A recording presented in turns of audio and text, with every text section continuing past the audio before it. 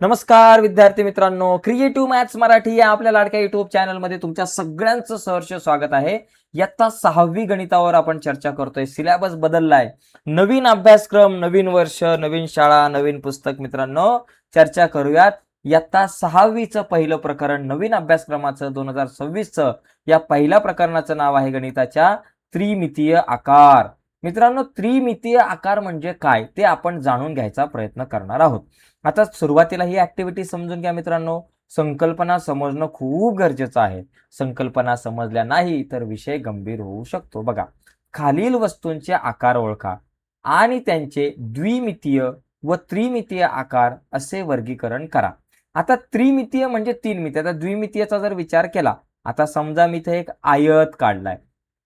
तर आता आयत असेल किंवा घरामध्ये बघा आपली चादर असते, चटई असते, तर यांना आपण त्रिमितीय आकार म्हणतो. ओके, त्याला लांबी, रुंदी आणि उंची असते. तर इथं तुम्ही जर बघितलं, या आयताला लांबी आणि रुंदी दोनच गोष्टी असतात. परंतु तुमच्या घरामध्ये असलेला पिठाचा डबा किंवा तुमच्या घरामध्ये असणारी एखादी पेटी असेल, तुमचा खोडरबर असेल, त्याला लांबी, रुंदी आणि उंची सुद्धा असते. त्याला आपण त्रिमितीय आकार म्हणतो. आता यामध्ये जर आपण बघितलं, इथे बघा, इथे आपल्याला म्हटलंय बघा, द्विमितीय आकार कुठले आणि त्रिमितीय आकार कुठले ते लिहा. पहिली गोष्ट टेबलाचा बघा, इथं ढोल. आता हा ढोल कुठला आकार झाला? त्रिमितीय. इथं 3 मिती आल्या, मग इथं लिहायचं ढोल. बाबा, ढोल हा त्रिमितीय आकार आहे. त्याच्यानंतर टेबलाचा पृष्ठभाग हा द्विमितीय आकार आहे. पिपाणी काय झाली? त्रिमितीय. पिपाणी जी आहे ती 3 मिती. बघा, इथं तुमच्याकडे एक वर्तुळ आला आणि इथं उंची पण आली, म्हणजे इथं त्रिमितीय. त्रिमितीय नका लिहू इथं. इथं लिहा पिपाणी. पिपाणी बाबा त्रिमितीय आहे, मग इथं आपण लिहू पिपाणी. पिपाणी. ओके. त्याच्यानंतर कॅरम बोर्डचा पृष्ठभाग. आता कॅरम बोर्डचा पृष्ठभाग हा जो आहे तो काय येणार? कॅरम बोर्डचा पृष्ठभाग, बोर्डचा पृष्ठभाग हा द्विमितीय. ओके, पृष्ठभाग हा द्विमितीय मध्ये येईल. त्याच्यानंतर हार्मोनियम त्रिमितीय. बघा, ही झाली लांबी, ही झाली रुंदी आणि उंची सुद्धा आहे, मग हार्मोनियम त्रिमितीय मध्ये येईल. हार्मोनियम. ओके. त्याच्यानंतर पुढे बघा, पुढचा रस्ता झाला द्विमितीय. ओके. खेळाचे मैदान द्विमितीय. खेळाचे मैदान द्विमितीय. आणि त्याच्यानंतर भोवरा जो आहे तो त्रिमितीय. भोवरा. ओके. बघा, या ठिकाणी इथं वर्तुळ असेल आणि इथे एखादी उंची असेल. तर अशा पद्धतीने ही ऍक्टिव्हिटी तुम्हाला पूर्ण करावी लागेल. तर ती तुम्ही पेन्सिलने तुमच्या पुस्तकामध्ये या सगळ्या खुणा करून घ्या. आता मिती, याला डायमेन्शन्स म्हणतात इंग्लिशमध्ये. तर मिती म्हणजे डायमेन्शन म्हणजे नेमकं काय, तर ते आपण जरा नीट व्यवस्थित समजून घेऊयात. बघा, पहिली एकमितीय म्हणजे बघा, या ठिकाणी मी एखादा रेषाखंड काढला, एकमितीय. एखादा किरण काढला, एकमितीय. एखादी रेषा काढली, एकमितीय. याला म्हणतो आपण एकमितीय आकार, ज्याच्यामध्ये फक्त लांबी असते, रुंदी नसते. आता द्विमितीय आकार म्हणजे त्याला आपण 2D म्हणतो. 2D पिक्चर बघायला जातो ना आपण पडद्यावरती, 2D. तर द्विमितीय आकार सपाट पृष्ठभागावरील जागा व्यापतात. आता जशी चटई असेल तुमच्या घरातली, ती सपाट पृष्ठभागावरची जागा व्यापते. त्याला लांबी आणि रुंदी 2 असतात. जसं आयत असेल, वर्तुळ असेल, चौरस असेल, हे जे काही चौकोन आहे, त्रिकोण आहे, या सगळ्याला 2 मिती असतात. त्याला द्विमितीय आपण आकृती असं म्हणतो. ते फक्त जमिनीवरचीच जागा व्यापतात. आता त्रिमितीय म्हणजे बघा, ज्याला लांबी असते, रुंदी असते, उंची असते. तर हा ठोकळा बघा, याला म्हणतात इष्टिका चिती. याच्यामध्ये 3 मिती आहे, त्रिमितीय आहे. याला आपण काय म्हणू? त्रिमिती, ज्याच्यामध्ये लांबी आहे, रुंदी आहे, उंची आहे. ओके. आता उदाहरणार्थ समजा एखादं बिस्किट, समजा तुमच्याकडे हे कशाचं बिस्किट आहे? आपल्याकडं मारीचं बिस्किट आहे. ते एक मिती झालं, पण त्याच्यावरती अजून अनेक काही बिस्किटं ठेवून अशा प्रकारे अशी दुसरी एखादी आकृती तयार झाली, तर ही त्रिमितीय असणार आहे. याला आपण म्हणतो लंबवृत्तचिती. ठीक आहे. तर एकंदरीत त्रिमितीय आकारामध्ये लांबी, रुंदी आणि उंची. बघा, इथं लांबी आहे, रुंदी आहे आणि उंची सुद्धा आहे. ते त्रिमितीय आकार आहे. ओके. आता याच्यामध्ये बघा, खालील मुद्द्यांवरून चित्रातील द्विमितीय व त्रिमितीय आकारांबद्दल चर्चा करा. आता झाड जे आहे ते त्रिमितीय आकार आहे, बरोबर, कारण त्याच्यामध्ये लांबी, रुंदी, उंची तिन्ही गोष्टी आल्या. परंतु सावलीने फक्त जमिनीवरची जागाच व्यापलेली आहे. सावलीने काय केलंय? जमिनीवरची जागा व्यापलेली आहे. झाडाची सावली द्विमितीय आणि झाड जे आहे ते त्रिमितीय आकारामध्ये येईल. त्याच्यानंतर इथं बघा, कपाटाची पृष्ठे व कपाटाची पृष्ठे, जसं दरवाजा असेल, काय असेल, ती पृष्ठे जी आहे ती द्विमितीय आकारातली आणि कपाट त्रिमितीय आकाराचं आहे. पेटीची पृष्ठे व पेटी, संपूर्ण पेटी त्रिमितीय आकार आणि पेटीची जी पृष्ठ असेल ती द्विमितीय आकार. ओके, अशा पद्धतीने आपण या सगळ्या गोष्टी समजून घेऊ शकतो, द्विमितीय आणि त्रिमितीय. बघा इथं दिलेलं आहे. द्विमितीय आकारामध्ये काय असतं बघा, समजून घेऊया. द्विमितीय आकारामध्ये शिरोबिंदू, किती शिरोबिंदू आले, 1 2 3 आणि इथं 4 शिरोबिंदू आणि बाजू असतात. एक लांबी असेल, रुंदी असेल. जसं आयत आहे, या आयताला 1 2 3 4 शिरोबिंदू आहेत आणि 1 2 3 4 बाजू आहेत. ओके, आता ही इष्टिका चिती बघा, जशी तुमच्याकडं काडीपेटी असते, ही इष्टिका चिती आकाराची असते. तुमच्या खोडरबर जो आहे तो इष्टिका चिती आकाराचा असतो. तर याच्यामध्ये जर तुम्ही बघितलं तर इथे बघा, आता इथे किती शिरोबिंदू आहेत, 1. आता आपण लाल रंगाने शिरोबिंदू दाखवा जरा. 1 शिरोबिंदू झाला हा दुसरा शिरोबिंदू, तिसरा, चौथा, 5वा, 6वा, 7वा आणि 8वा. एकूण किती शिरोबिंदू झाले, 8 शिरोबिंदू. आता कडांचा जर विचार केला तर इथं किती कडा झाल्या बघा. कडाचा विचार केला तर बघा, ही एक कडा, ही दुसरी कडा, ही तिसरी कडा, ही चौथी कडा, 4 उभ्या कडा, बरोबर, ही 5वी कडा, 6वी कडा, 7वी कडा, 8वी कडा, ओके, 9वी, 10वी, 11वी आणि 12वी. तर इथं कडा किती आहेत, एकूण 12 कडा आहेत. आता त्या कडा आपण मी परत एकदा आपण जरा व्यवस्थित बघूया बरं का. या कडा बघा किती आहेत, शिरोबिंदू किती, शिरोबिंदू आपल्याला किती मिळाले बाबा, शिरोबिंदू आपल्याला मिळाले 8.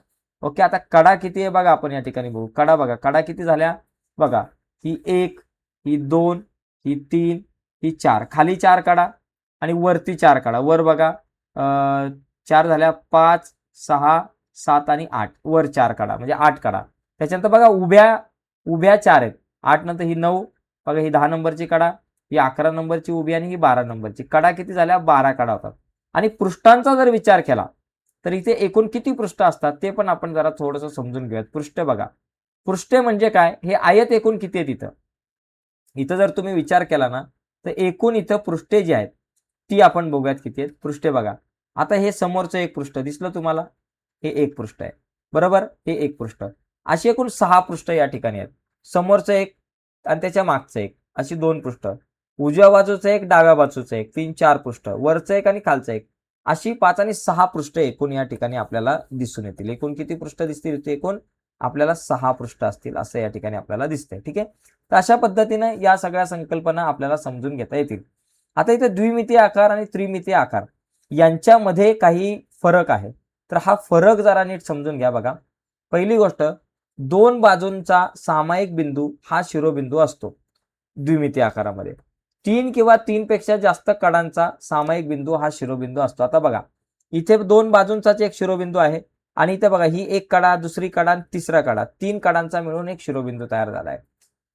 द्विमितीय आकारात शेजारील 2 शिरोबिंदू जोडणारा रेषाखंड म्हणजे आकृतीची बाजू असते आणि त्रिमितीय आकारात 2 पृष्ठांच्या सामायिक बाजूला कड असं म्हणतात. ओके, हा एक विषय आहे. त्याच्यानंतर द्विमितीय आकाराला एकच पृष्ठ असतं आणि त्रिमितीय आकार हा अनेक पृष्ठांनी मिळून तयार होतो. ओके, अशा पद्धतीने या कॉन्सेप्ट आपण समजून घेऊ शकतो. पुढे बघा, आता इथे बघा, द्विमितीय आकार आपल्याला इथे दिलेत. आता आपल्याला बघा, इथं त्रिकोणाला किती शिरोबिंदू, 1 2 आणि 3 शिरोबिंदू, म्हणजे इथं लिहिले 3 आलेत. बाजू किती, 3 आहेत, 1 2 3, 3 बाजू. तसंच इथं चौकोनाला किती, 1 2 3 4 शिरोबिंदू आणि बाजू किती, 1 2 3 4, 4 बाजू. तसंच पंचकोनाला जर तुम्ही बघितलं तर 1 2 3 4 आणि 5 शिरोबिंदू आहेत आणि बाजू किती, 1 2 3 4 5 बाजू आहेत. तसंच षटकोनाला 6 शिरोबिंदू, 6 बाजू. सप्तकोनाला 7 शिरोबिंदू, 7 बाजू. आणि हा झाला अष्टकोन. अष्टकोन जो आहे त्याला 8 शिरोबिंदू आणि 8 बाजू असतात. ओके, हा. आता विचार करा की बहुभुजाकृतीच्या बाजूंची संख्या वाढवली तर कोणती बंदिस्त आकृती तयार होईल. हळूहळू वाढवत गेलो तर एखादा वर्तुळ तयार होऊ शकतो. ओके, हा. बघा, या ठिकाणी आता पुढचा मुद्दा, त्रिमितीय आकारावरती आता आपल्याला जरा डिटेल्समध्ये चर्चा करायची आहे. ओके, बघा, त्रिकोणचिती. आता याच्यामध्ये त्रिकोणचिती होऊ शकते. जसं हा एक त्रिकोण आहे आणि या त्रिकोणावरती जर आपण अनेक त्रिकोण जर एकावर एक ठेवले तर अशा प्रकारे एक त्रिकोणी चिती होईल. आता या त्रिकोणी चितीमध्ये बघा, इथं जर आपण नीट पाहिलं तर या त्रिकोणी चितीमध्ये बघा, वर तर एक त्रिकोण असणार आहे तुमचा, जसा की बाबा या ठिकाणी इथे बघा, हा एक वर त्रिकोण आहे आपल्याला, बरोबर. हा वर एक त्रिकोण आहे, हा वर एक त्रिकोण असणार आहे आणि याच्या खाली सुद्धा एक त्रिकोण असणार आहे. बघा, वर जो त्रिकोण आहे त्याच्या खाली सुद्धा एक त्रिकोण असणार आहे आणि त्याच्यानंतर ह्या बाबा एक कडा आपल्याला या ठिकाणी ही दुसरी आणि एक मागे एक असणार तिसरी, अशी ही चिती. आता या ठिकाणी जर आपल्याला काही प्रश्न विचारले, त्याच्यामध्ये पहिला प्रश्न काय की तयार झालेली त्रिमितीय आकृती त्रिकोण चिती आहे. या त्रिकोण चितीला 6 शिरोबिंदू, बघा 6 शिरोबिंदू कसे काय, तर ते जरा तुम्ही समजून घ्या. शिरोबिंदू किती असतात? 6. 6 कसे काय, बघा हा 1 शिरोबिंदू झाला, हा 2 झाला आणि 3 शिरोबिंदू. जसे हे वर 3 शिरोबिंदू आहेत तसेच खाली सुद्धा 3 शिरोबिंदू आहेत. लक्षात आलं का? जसे वर शिरोबिंदू 3 आहेत तसे खाली पण आहेत. बघा इथं दिसतंय 1, 2 आणि 3 शिरोबिंदू, खाली पण आहे 1, 2 आणि 3, एकूण किती झाले? 6 शिरोबिंदू. ओके. त्रिकोणी पृष्ठे किती? सगळ्यात वरचं एक त्रिकोणी पृष्ठ आणि खालचं एक, अशी 2 त्रिकोणी पृष्ठे. आयताकृती पृष्ठे या ठिकाणी किती असणार आहे? बघा बघा इथं समोर एक आयत दिसतोय, बरोबर, हा एक आयत. त्या उजव्या बाजूला एक आयत असेल, डाव्या बाजूला एक आयत असेल, असे 3 आयत असणार आहे. आणि कडा किती असणार आहे बघा. आता कडांचा जर विचार केला तर कडा किती असणार आहे बघा. ह्या 3 कडा तर वरती झाल्या, 1 2 3, 1 2 3 कडा वर, 3 कडा खाली, 6 कडा झाल्या. आणि बघा ही एक कडा उभी, ही दुसरी कडा उभी आणि एक समोर एक कडा असणार आहे.